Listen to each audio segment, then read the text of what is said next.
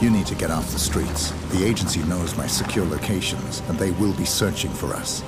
This is the safest place I know. Hi, this is Tim Weaver from CVG, and I'm here with Andy Hartup from Xbox World. How you doing, Andy? Yeah, I'm great, thanks. Good, good. So you did our review for CVG.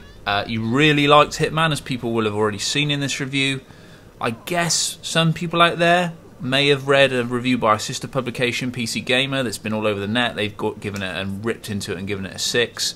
But, must underline, the console version is quite different. Andy, tell us why the console version stands up.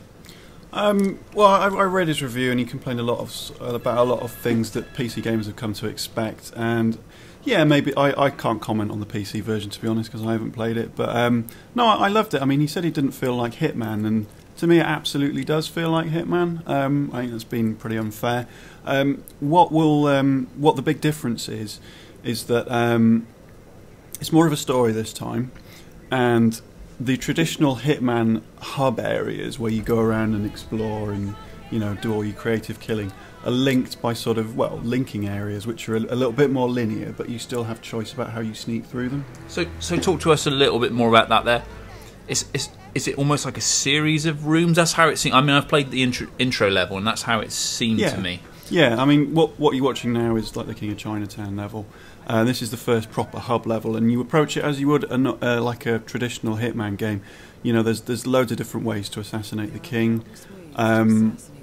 But at the same time, once you're done with this, there's sort of a more corridory bit, and then another more corridory bit, and then you go back to like a different hub area. So I guess people who've grown up playing the Hitman games, the alarm bells might be going off a bit, but you reckon it still feels like Hitman? All the sort of things we've come to love about the series are still kind of in place? Yeah, it absolutely feels like Hitman, and like I said, I mean, the actual hub areas, they are basically Hitman. I mean, they're the same areas that you'd find in Blood Money. I think some of them are slightly smaller than the Blood Money ones, but for me, these are, they're very, very different, very varied, very colourful.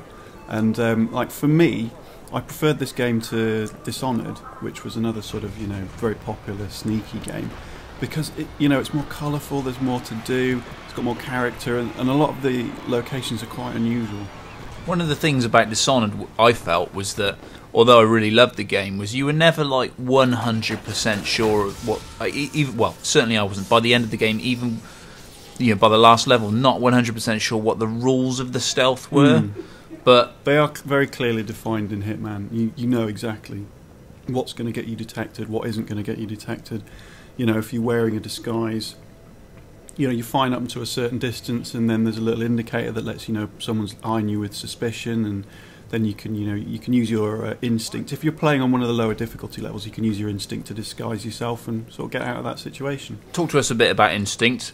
I mean, some people have said that it doesn't ruin the game exactly, but maybe makes it too easy. What's your take on that? My take on that is those people can turn it off and play on a higher difficulty, because Hitman has got 5 difficulty levels. Easy and normal, which I suspect most people will play on. You've got your instinct turned on, and it sort of works normally. You can use it to disguise yourself, use it to sort of slow time if you want to take loads of people out point shooting. To me, like, massacring people is not playing Hitman properly, but that's that. But yeah, the higher 3 difficulty levels, you can turn it off. So there's no reason to play with it if you don't want it.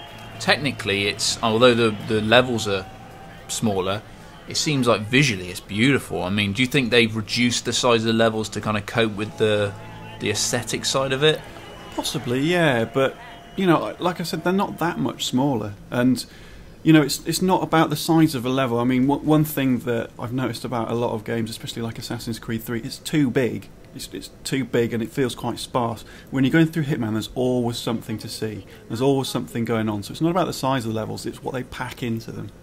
So tell us about Contracts mode, which is this sort of multiplayer-y kind of mode, I guess, not like an all-out multiplayer. But talk to us a bit about it and whether it succeeds or fails.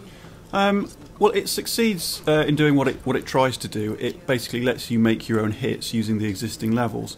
Now, I think it's a little bit limited because you're doing exactly the same levels. You've got the same AI routines. The guys at IO have already made the best hits in those levels.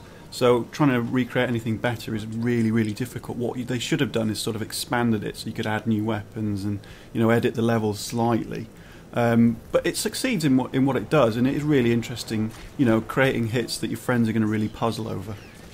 So to wrap up, fans of the Hitman series, they're still going to like this. They're still going to find plenty of Hitman tropes in there, and they're still going to be able to go around being a silent assassin. Fans of the Hitman series who actually play this through will love it, yeah.